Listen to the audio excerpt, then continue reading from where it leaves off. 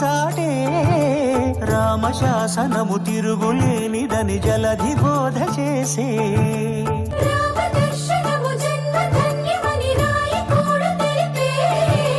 రామరాజ్యమే పౌరులందరిని నీతి బాట నిలిపే